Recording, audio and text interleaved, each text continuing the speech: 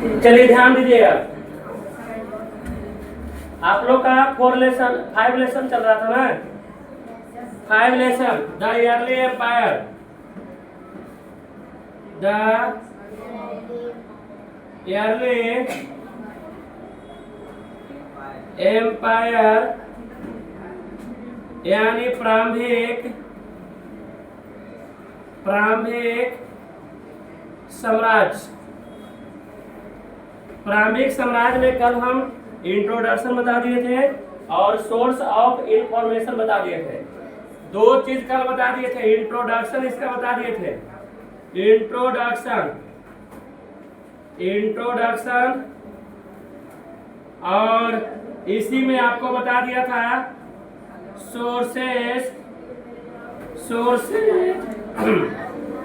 Sources of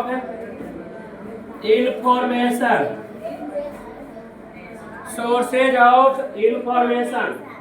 इसमें मैं बताया था सोर्सेज ऑफ इंफॉर्मेशन में यानी सूचना का स्रोत। आगे अगला चैप्टर बताना है जनपद एंड महाजनपद। आज आप लोग ध्यान से सुनिएगा टॉपिक जनपद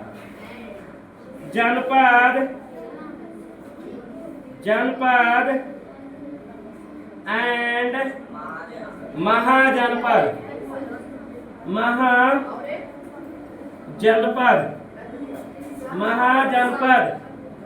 महाजनपद हिंदी में इसको जनपद ही बोलेंगे, जनपद और महाजनपद। चलिए, जनपद और महाजनपद एक ऐसे बना, ध्यान से सुनिएगा। कहता है द लिटरल मीनिंग ऑफ जनपद।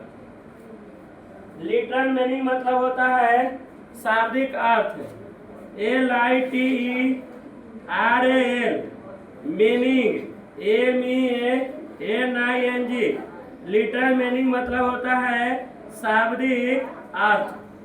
कहता है कि जनपद का शाब्दिक अर्थ is the place where people place their feet. यानी जनपद का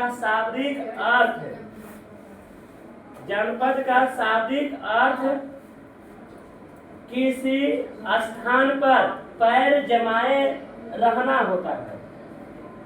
किसी भी स्थान पर पैर जमाने रहना यानी किसी भी स्थान पर रहना क्या कहलाता है? जनपद।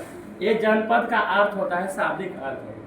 फीट माने पैर जमाए रहना। किसी भी पैलेस मतलब स्थान, किसी भी स्थान पर पैर जमाए रखना किसका शाब्दिक अर्थ होता है? जनपद का। किसका होता है शाब्दिक अर्थ? जनपद। जनपद का शाब्दिक अर्थ होता है। जनपद का क्या होता है? शाब्दिक अर्थ। सुनिएगा, इन द वैदिक टेक्स्ट बताता है। ये वैदिक टेक्स्ट जो है कहे तो वैदिक ग्रंथ। ये वैदिक ग्रंथ क्या कहता है? वैदिक टेक्स्ट, वैदिक ग्रंथ। The word jana refer to the member of clan, CLAN, clan. कहने का मतलब कबीला। क्लैन मतलब होता है कबीला। क्या होता है? कबीला। तो कहता है कि वैदिक ग्रंथ में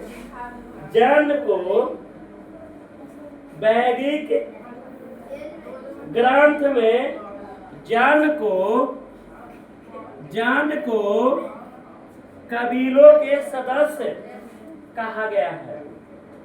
कबीलों के सदस्य, मेंबर ऑफ क्लैन, कबीलों का सदस्य कहा गया है। जन को क्या कहा गया है? कबीलों का सदस्य। किस ग्रंथ में कहा गया है? तो वैदिक ग्रंथ में, वैदिक टेक्स्ट में कहा गया है। अंग्रेजी में कहे तो वैदिक टेक्स्ट और हिंदी में इसी को वैदिक ग्रंथ बोलते हैं। वैदिक ग्रंथ में कहा गया। आगे सुनिएगा, as you have already learn, जैसे जैसे जैसे जैसे ऑलरेडी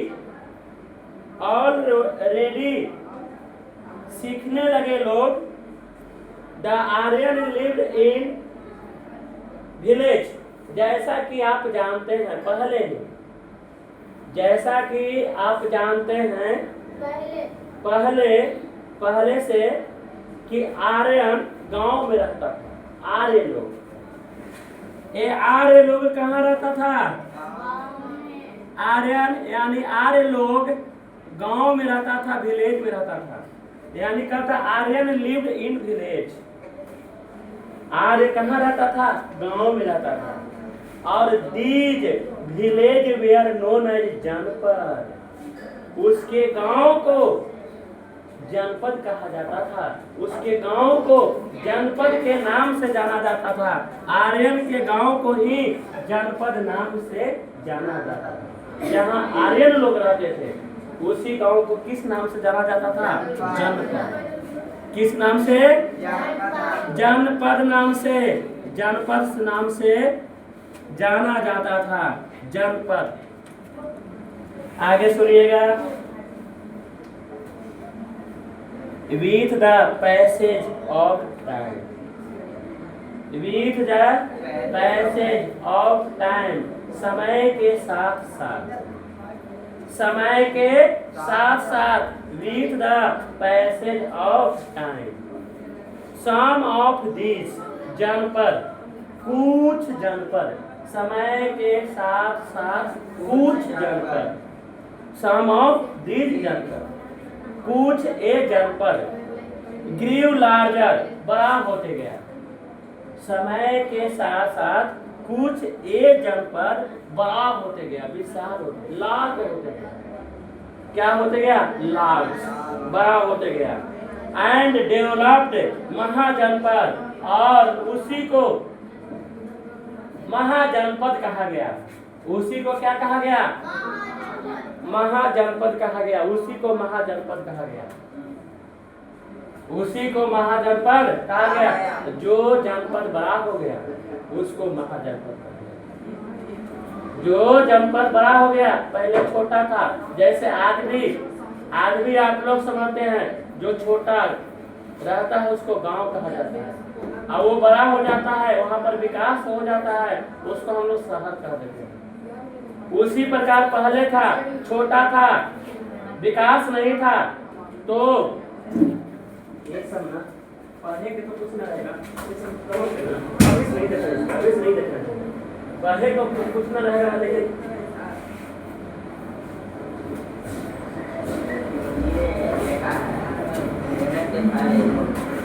तो जनपद को ही महाजनपद कहा जाता था। यानी जो जनपद बड़ा हो जाता था, विकास से उसमें होता था कुछ, तो उसको महाजनपद कहा जाता था। आगे सुनिएगा, this happened due to major change in the internal socio political structure of the Janapada. ऐसा क्यों जनपद को महाजनपद कहा जाता था? तो बताता है, ऐसा जनपद को आंतरिक सामाजिक राजनीतिक संरचना में परिवर्तन के कारण, आंतरिक सामाजिक संरचना में यानी इंटरनल सोशियो पॉलिटिकल स्ट्रक्चर में चेंज के कारण जनपद को महाजनपद कहा जाता था। हम अभी जस्ट बताए, गांव को शहर क्यों कहा जाता था? क्यों कहा जाता है? आगे गांव जो है वो शहर के रूप में क्यों परिवर्तन होता है? उसमें सारा विकास होता है, सड़कें अच्छा बिल्डिंग, वहां पर लोग रहने वाले अच्छे पढ़े लिखे होते हैं। उसी प्रकार समाज में समाज के राजनीतिक की संरचना में बदलाव के कारण जनपद ही क्या कहलाता था? क्लियर हुआ? समझ में आया कि नहीं? आगे सुनिए, कहता है by about 6th century BC, 6ठी शताब्दी के पहले, कैवी शताब्दी, 6ठी शताब्दी के पहले, as 16 mahajanapada emerge in the northern India. याद रखिएगा 6ठी शताब्दी से पहले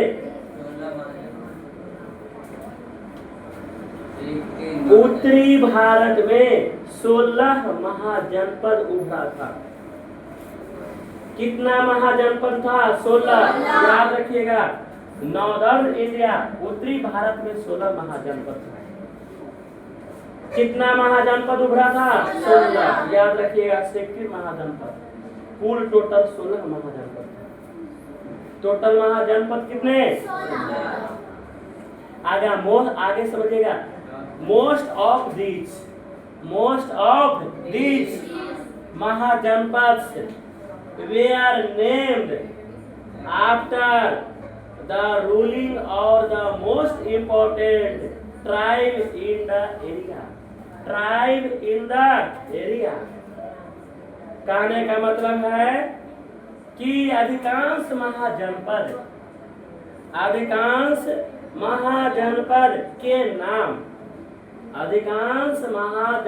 के नाम पावरफुल शासक और क्षेत्र के जनजातियों के नाम पर रखा गया। जो महाजनपद का नाम रखा गया शासकों और उस क्षेत्र के जनजातियों के नाम पर रखा गया महाजनपद का नाम। जैसे कौसंबी महाजनपद है, कौशल महाजनपद है, तो ये सब नाम जो है कुछ शासक के नाम पर और कुछ उस क्षेत्र में रहने वाले जनजाति के नाम पर रखा गया था महाजनपद के नाम। किसका नाम रखा गया था?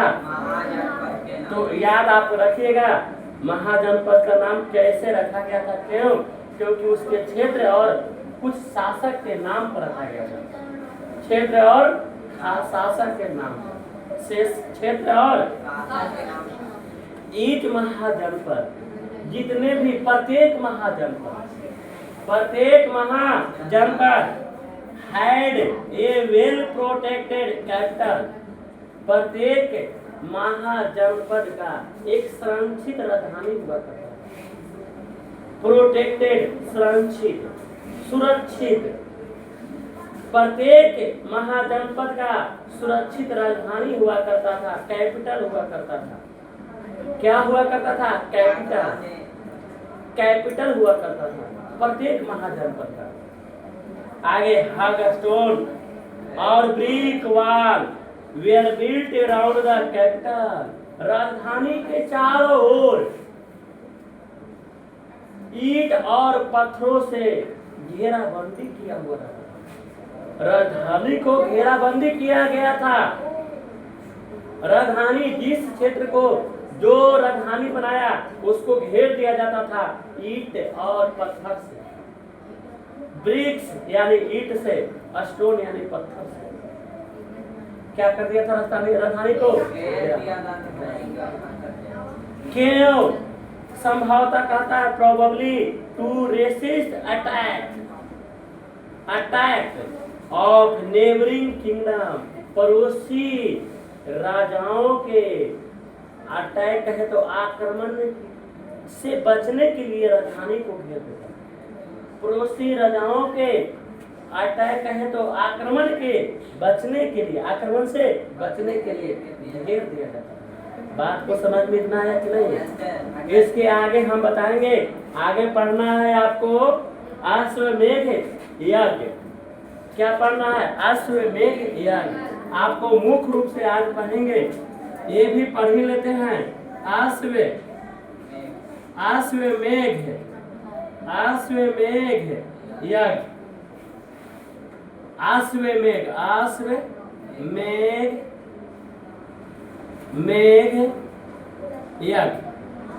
अश्वमेध यज्ञ के बारे में आज हम लोग जानेंगे। अश्वमेध यज्ञ के बारे में जानेंगे हम लोग। क्या जानेंगे? अश्वमेध यज्ञ। अब इसके बारे में सुनिए। यज्ञ वही बता रहा है क्या होता है, पूरा बता देगा। एक यज्ञ किया जाता था। ये यज्ञ कब किया जाता था? सुनो, राजा जो है ना, जो शक्तिशाली राजा होता था, वो राजा अश्वमेध यज्ञ करना चाहता था। वो करना चाहता था, इसके पीछे एक घोड़ा को खड़ा करता था। घोड़ा खड़ा करता था, एक घोड़ा को छोड़ देता था।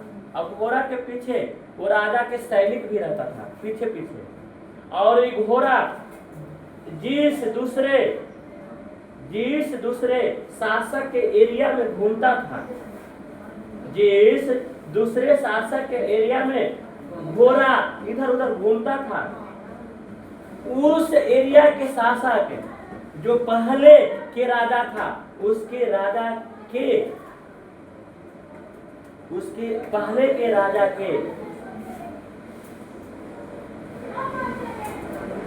स्वीकार करता था। यानी स्वीकार क्या करता था? उस राजा को मान लेता था। उस राजा को क्या कर लेता था? मान लेता था। सर्वश्रेष्ठता स्वीकार कर लेता था। पहले के राजा के सर्वश्रेष्ठता स्वीकार कर लेता था। कौन करता था? जहां जहां घोड़ा जाता था, जिस दूसरे राजा के क्षेत्र में वो राजा जिस राजा के घोड़ा था, उस राजा को सर्वश्रेष्ठता को स्वीकार कर लेता था। समझ गया? और जो राजा उस घोड़े को घूमने में रोक यानी विरोध करता था, यानी उसको घूमने घोड़ा को नहीं देता था, उस राजा के साथ जो घोड़ा के पीछे सैनिक था, वो सैनिक लड़ाई करता था। घोड़ा के पीछे सैनिक भी चलता था। वो सैनिक उस राजा से लड़ाई करता था और वो राजा का सैनिक उस राजा को हरा देता था। तो घोड़ा फिर शाम में लौट आता था अपना राजधानी और जीत का खुशी मनाता था। वो राजा जीत का क्या मनाता था? खुशी। और खुशी मनाता था। और ये जश्न में, एक खुशी में जो राजा पहले के राजा के सर्वश्रेष्ठ का स्वीकार किया था, उसको भी आमंत्रण किया था और पड़ोसी राजा को भी आमंत्रित किया था। समझ गया? और इसके बाद घोड़ा का देवता के सामने बलि दिया जाता था। घोड़े को देवता के सामने यानी देवता को बलि दिया जाता था। घोड़ा को बलि दिया जाता था देवता के सामने। और उसके बाद वो राजा जो था, जिसका घोड़ा था, जो बलि दिया था, उस राजा को राजाओं का राजा कहता था। हाँ, उस राजा को कहता था कि ये राजा आप जो है केवल जनता का राजा नहीं है, राजाओं का भी राजा है। आया पूरा समझ में? ये और वो सर्वशक्तिशाली घोषित करता था अपने आप को सर्वशक्तिशाली, यानी अब मैं राजाओं का राजा हो गया। समझ में बात आया? इसलिए अश्वमेध यज्ञ कराता था राजा। अश्वमेध यज्ञ समझ में आया? एक सारा बात इसमें बताया हुआ है। अश्वमेध कराया था, जो मैं हिंदी में पूरी तरह से बता दिया। सुनिए बात लीजिए। Quite often the powerful kings performed the Ashwamedh or the horse sacrifice ceremony करने का मतलब अक्सर, ऑफ्टन माने होता है अक्सर शक्तिशाली राजा, अक्सर पावरफुल किंग कहे तो शक्तिशाली राजा। अश्वमेध या हॉर्स सैक्रिफाइस कहे तो घोड़े का बलि समारोह रखता था। सेरेमनी कहे तो समारोह। अक्सर राजा अश्वमेध और घोड़े के बलि देना है तो घोड़े के बलि का समारोह रखता था, सेरेमनी रखता था। समझ ले? सेरेमनी मतलब होता है समारोह रखता था। आगे सुनिए। The king who wanted, राजा चाहता था, क्या चाहता था? To perform the ceremony, राजा समारोह करना चाहता था। राजा सेरेमनी कहे तो समारोह करना चाहता था। राजा used to set a horse, और एक हॉर्स को खड़ा करता था, यानी घोड़ा को खड़ा करता था, सेट करता था, जो मैंने बताया। सुनो, हला ना करो। फॉलो द लार्ज आर्मी, इसके पीछे बहुत बड़ी सेना रहती थी। एक घोड़ा और घोड़ा के पीछे बहुत बड़ी सेना, घोड़ा के पीछे बहुत बड़ी सेना रहता था। Three a wrong through the kingdom of other ruler, एक घोड़ा दूसरे शासक के क्षेत्र में घूमता था, दूसरे शासक के घूमता था। If a king allowed the horse to pass, अब जो दूसरे राजा हॉर्स को यानी घोड़ा को पास यानी गुजरने देता था, थ्रू हिज टेरिटरी विदाउट, उस क्षेत्र से गुजरने देता था, विदाउट एनी रेजिस्टेंस, विदाउट यानी बिना रोके घोड़ा को गुजरने देता था। इट वाज अंडरस्टूड, तो समझा जाता था, इट वाज अंडरस्टूड, तो समझा जाता था कि that he had accepted the superiority of the first king, superiority of the first king कहने का मतलब है कि अगर समझा जाता था कि पहले के राजा का सर्वश्रेष्ठता स्वीकार कर लिया, पहले के राजा का सर्वश्रेष्ठता स्वीकार कर लिया।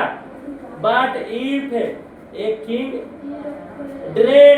dared stop the horse while roaming through his territory, अगर जो राजा अपने क्षेत्र से घोड़े को नहीं गुजरने देता था, it showed that had challenged the authority of the first king, यानी पहले राजा को चुनौती दे रहा है। समझा जाता था कि पहले राजा को क्या दे रहा है, चुनौती दे रहा है। And he had to fight with the army accompanying the horse, और उसके पीछे की सेना, जो पीछे सेना रहती थी, वो सेना से उस राजा से लड़ाई होता था जो घोड़ा को रोकता था।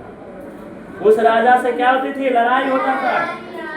On completion of its journey, ये पूरा जर्नी समाप्त होने के बाद, the horse returned to the capital, और वो घोड़ा राजधानी लौट आता था, रिटर्न होता था। And a yag was held to celebrate the victory, और इस यज्ञ का जश्न मनाया जाता था। The neighboring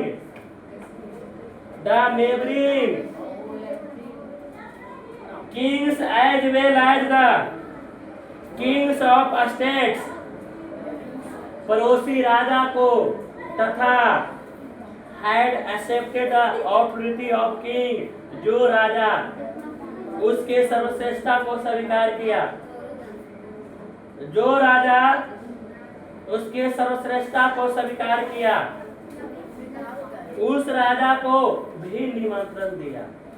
उस जश्न में अपने पड़ोसी राजा को और जो राजा उसकी सर्वश्रेष्ठता को स्वीकार किया, उस राजा को भी यज्ञ जश्न में निमंत्रण दिया। After necessary ritual, the horse was sacrificed before the deity. The king was declared as the king of the kings, यानी फिर घोड़ा को बलि दिया जाता था और